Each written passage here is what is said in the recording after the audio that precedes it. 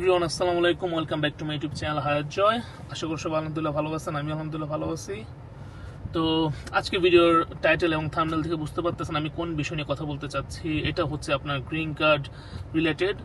তো রিসেন্টলি আপনারা অনেকেই জেনে থাকবেন যারা ইউএসএ তে বর্তমানে আছেন, বিশেষ করে যারা ইউএসএ তে পিআর পার্মানেন্ট রেসিডেন্সি পাইছেন, যেমন মানে গ্রিন কার্ড যাদের আছে তারা বিশেষ করে ব্যাপারটা জানেন যে ট্রাম্প সরকার রিসেন্টলি এই তো গত সপ্তাহে নতুন একটা প্রজ্ঞাপন জারি করছে। সেটা হচ্ছে যে আপনার আমি এই ব্যাপারটা নিয়ে আগেও আরেকটা ভিডিওতে কথা বলছি। সেটা হচ্ছে আপনার ইলিগাল ইমিগ্রেন্টদেরকে নিয়ে আমি কথা বলছিলাম। আপনারা আমার চ্যানেলে গেলে দেখতে পারবেন 2-3টা ভিডিও আগে, মানে গত লাস্ট 3-4টা ভিডিও এইসব ব্যাপারগুলো নিয়েই আমি কথা বলছিলাম যে ইলিগাল ইমিগ্রেন্টদেরকে অ্যারেস্ট করা হচ্ছে। ওরা কোনো অপরাধ করলেই ওদের জন্য সমস্যা।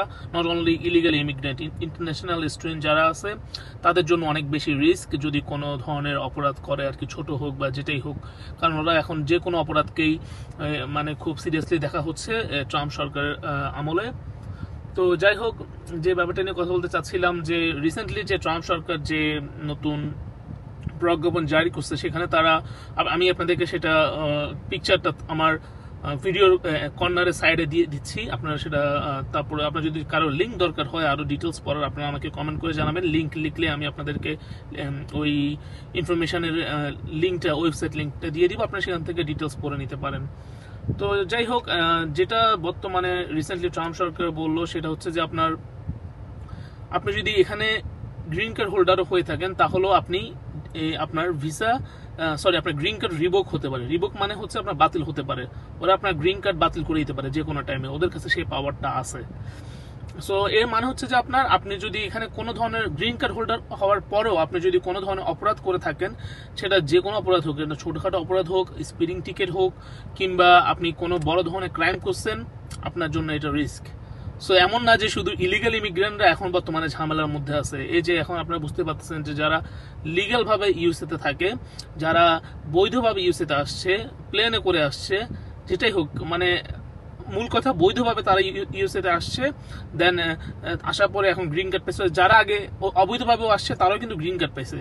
সো এটা কিন্তু আপনার ওভাবে দেখার সুযোগ নেই। এখন ওদের কথা হচ্ছে যে, ট্রাম্প সরকারের কথা হচ্ছে যে আপনি অপরাধ করবেন, আপনার গ্রিন কার্ড বাতিল করে দেবে, শেষ।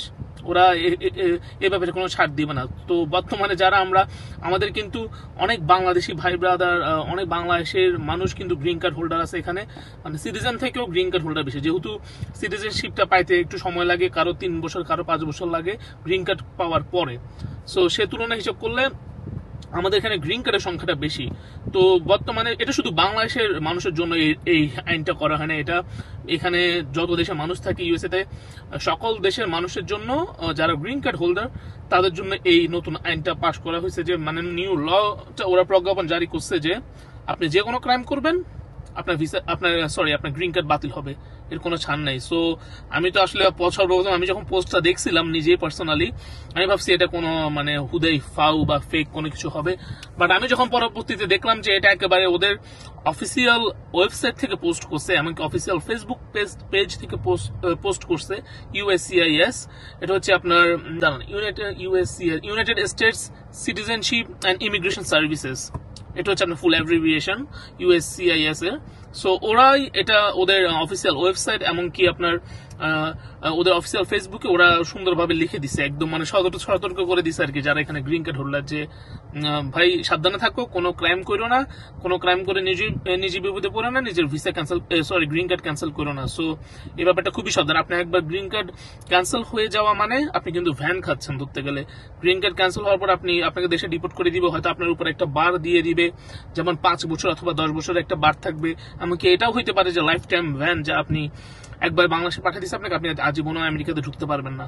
যদি আপনি এখানে বউ বাচ্চা, এমন অনেক ফ্যামিলি আমি দেখছি রিসেন্টলি, আপনারা হয়তো দেখে থাকবেন, বিভিন্ন নিউজও দেখে থাকবেন যে এখানে বউ বাচ্চা সবাই আছে, কিন্তু হাজবেন্ডকে ডিপোর্ট হয়ে যাওয়া লাগছে। হাজবেন্ডকে বিশেষ করে যারা মেক্সিকান, তাদেরকে তাদের নিজেদের দেশে পাঠিয়ে দিছে অ্যারেস্ট করে, যারা এখানে অবৈধভাবে ছিল এতদিন ধরে, বা তার সন্তান কিন্তু এখানে ইউএস সিটিজেন, তারা এখানে জন্ম নিছে। এটা আরো মানে বাইডেনের সময়কালে। সো কিন্তু তাদের বাবাকে ওরা ফেরত পাঠিয়ে দিছে তার নিজ দেশে, সে হয়তো কোনো অপরাধ করছিল বা কোনো অপরাধের সাথে জড়িত ছিল। এমন আমাদের বাংলাদেশ কমিউনিটিতে হাজার হাজার লক্ষ লক্ষ আছে এইরকম সেম সিচুয়েশন।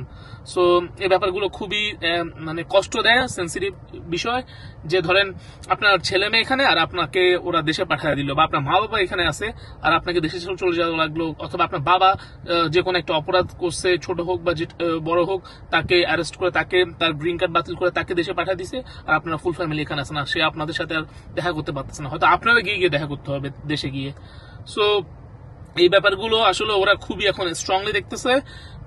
আমি জানি না কেন মানে গ্রিন কার্ড হোল্ডারদেরকে এভাবে ওরা মানে একদম চোখে চোখে রাখতেছে। I don't have any idea. এখন শুধুমাত্র এরা গ্রিন কার্ড, যারা সিটিজেন আছে তারাও কিন্তু মানে সব ওরা কিন্তু সিটিজেনদের উপরে ধরতে গেলে বেশি রুলস গুলো ওরা অ্যাপ্লাই করে। এমন না যে শুধু ইমিগ্রেন্টদের উপর ওরা রুলস অ্যাপ্লাই করে, ইউএস ল গুলো ওরা তাদের নিজেদের সিটিজেনদের উপরেও বেশি অ্যাপ্লাই করে। কারণ ভাই তুমি এই দেশের সিটিজেন, তুমি অবশ্যই এই দেশের ল সবকিছু জানা উচিত।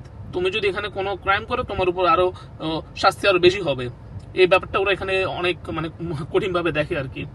তো যাই হোক, ভাবলাম যে এই ব্যাপারটা নিয়ে আপনার সাথে একটু নতুন একটা ভিডিও বানানো দরকার। কারণ আমি আগে যে ভিডিওগুলো বানাইছি সেগুলো তো আমি ইলিগাল ইমিগ্রেন্টদেরকে ধরে ধরে বের করে দিচ্ছে সেটা বলছিলাম, আর এরা হচ্ছে লিগাল ইমিগ্রেন্ট, যারা বৈধভাবে এখানে বর্তমানে আছে, পেপারস আছে, সবকিছু আছে, তারপরেও আপনি রিস্কে আছেন, আপনি ভয়ে আছেন। কারণ আপনি যদি কোনো অপরাধ করেন বা কোনো অপরাধের সাথে যুক্ত হয়ে যান, আপনার হয়তো গ্রিন কার্ড বাতিল হয়ে যাবে। এর চেয়ে বড় আফসোস আর পরে কোনো থাকবে না। তো আমার এখানে যারা ভাই ব্রাদার আছেন অলরেডি মানে ইউএসএ তে আছেন বর্তমানে, যাদের গ্রিন কার্ড আছে তারা একটু সাবধানে থাকার ট্রাই করবেন ইনশাল্লাহ। যে কোনো ধরনের অপরাধ থেকে নিজেকে দূরে রাখার ট্রাই করবেন, সেটা স্পিডিং টিকেট হোক কিংবা যে কোনো ধরনের অপরাধ হোক, সবসময় চাইবেন নিজেকে যে কোনো অপরাধ থেকে দূরে রাখতে।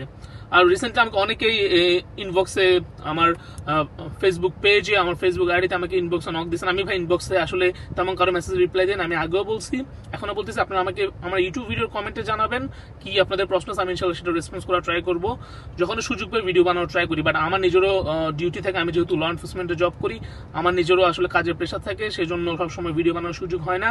এই যে উইকেন্ডে 2 দিন সুযোগ পাই, এই 2 দিনে আমি আমার একটা ফুল উইকেন্ড আমি ভিডিওগুলো বানিয়ে রাখার ট্রাই করি, যেগুলো ইম্পর্টেন্ট বেশি টপিক মনে হয় যে আপনাদের সাথে শেয়ার করা উচিত। অনেক হয়তো নাও জানতে পারে, জাস্ট আপনাদের সাথে আমার ইনফরমেশন গুলো শেয়ার করা, এটাই আমি। আর আরেকটা কথা হচ্ছে যে আপনার যারা বলতেছিলেন যে মানে এখন কি অবস্থা, ইউএসএ তে অ্যাপ্লাই করবেন কিনা, অথবা এখন সিচুয়েশন কেমন, আপনারা নিজেরাই দেখতে পাচ্ছেন যে এখন ভিসা রেশিও কি অবস্থা। শুধু বাংলাদেশ না, প্রত্যেকটা দেশের অবস্থা এখন খুবই খারাপ। আর আমি বলবো আপনার যদি এখন অ্যাপ্লাই করার কোনো প্ল্যানিং থাকে, একটু সময় নেন, দরকার হলে আপনি রিস্কেজুয়াল করেন, পরিস্থিতিটা একটু ঠান্ডা হতে দেন। কারণ বর্তমানে রিসেন্টলি ট্রাম্প সরকার ক্ষমতা নিছে, সো এখন ওদের আরো 3-4 বছর বাকি, হয়তো এর মাঝামাঝি কিছু শিথিল হতে পারে, কিছু ইজি হতে পারে ব্যাপারগুলো।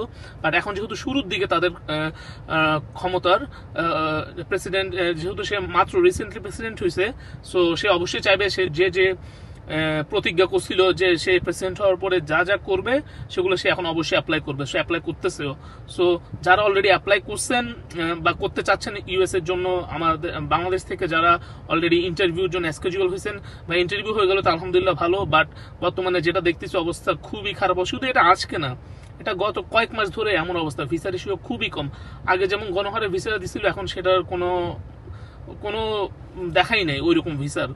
শুধুমাত্র স্টুডেন্ট ভিসা যে তা না, যে কোনো ধরনের ভিসারই ওরা রেশিও এখন একদম কমায় দিছে, মানে খুবই ভয়াবহ অবস্থা। সো আপনি একবার রিফিউজ হওয়ার চাইতে আরেকটু সময় নেন, দেখেন আরো দরকার হলে কয়েক মাস ওয়েট করেন, দেখেন পরিস্থিতিগুলো এখানে ঠান্ডা হয় কিনা। সবসময় দরকার আমার ইউটিউব চ্যানেলে দেখতে পারেন, চোখ রাখতে পারেন, আমি আপনাদেরকে আপডেট দিব যদি সিচুয়েশনগুলো ভালো হয়। কারণ যা দেখতেছি রিসেন্টলি খুবই ভয়াবহ অবস্থা, খুবই বাজে অবস্থা, মানে ধরপাকড় চলতেছে, যে যারা পারতেছে ধরতেছে, অপরাধ করলেই পাঠিয়ে দিচ্ছে দেশে, আর জেলে তো ফার্স্টে তো জেলে নিয়ে রাখবেই। সো সব দিক থেকেই ঝামেলা। সো তারপরও যদি আপনার মনে হয় যে আপনি ইনশাল্লাহ অবশ্যই ভিসা পাবেন, আপনার যদি ওইরকম কনফিডেন্স থাকে, আপনি গো হেড, আপনি যদি ওইরকম কনফিডেন্স থাকে আপনি অবশ্যই ট্রাই করে যান, নো প্রবলেম। কারণ আমি আপনাকে ডিমোটিভেট করার কিছু না, আমি জাস্ট বলতেছি যে সিনারিওটা দেখতেছি বর্তমানে। কারণ ভাই রিজেক্ট হওয়ার চাইতে দরকার হলে একটু টাইম নিয়ে আবার পরে ইন্টারভিউটা দেন, সেটা আরো বেটার। কারণ এমনিতে এখন সিচুয়েশন খুবই খারাপ। তো যাই হোক, ভাবলাম যে এই ব্যাপারগুলো নিয়ে আপনাদের সাথে একটু কথা বলি, এই জন্য ভিডিওটা বানানো তেমন কিছু না। তো সবাই ভালো থাকবেন, আর আমার ভিডিওটা ভালো লাগলে অবশ্যই লাইক করবেন, কমেন্ট করবেন, সাবস্ক্রাইব করবেন। যে কোনো প্রশ্ন থাকলে কমেন্ট করে জানাবেন, ইনশাল্লাহ আমি রেসপন্স করার ট্রাই করব। আমি তো আপনাদেরকে কখনো বলি না আমার ভিডিওতে লাইক দেওয়ার জন্য, সবসময় যদি ইচ্ছা হয় লাইক দিবেন, সাবস্ক্রাইব করে রাখবেন, নো প্রবলেম। আমি জাস্ট আমার ইনফরমেশন শেয়ার করা দরকার, আমি ইনফরমেশন শেয়ার করে যাচ্ছি। I don't care about subscriber or anything, like it doesn't matter. আমি আমার চ্যানেল, আমি আমার মতো করে ভিডিও আপলোড করে যাচ্ছি, আমি আমার নিজের ইনফরমেশনগুলো আমি শেয়ার করে যাচ্ছি, এটাই। আমি এগুলো নিয়ে আসলে চিন্তা করি না যে আমাকে কে কটা লাইক দিল, কে কটা সাবস্ক্রাইব করলো, I don't care actually. So যাই হোক, তারপর আলহামদুলিল্লাহ আল্লাহ ভালো রাখছে, এটাই আমার সবচেয়ে বড় পাওয়া। তো সবাই আমার জন্য দোয়া করবেন। রিসেন্টলি আমার সাথে অনেক কিছু হয়ে গেছে, সো আমি আপনাদের সাথে আস্তে আস্তে ইনশাল্লাহ সেগুলো শেয়ার করব। বর্তমানে আমি এখন আসলে রিকভারি পজিশনে আছি আমার শারীরিকভাবে। তো আপনারা আমার জন্য দোয়া করবেন, আর যে কোনো কমেন্ট থাকলে ইনশাল্লাহ ভিডিও কমেন্টে জানাবেন, আমি রেসপন্স করার ট্রাই করবো।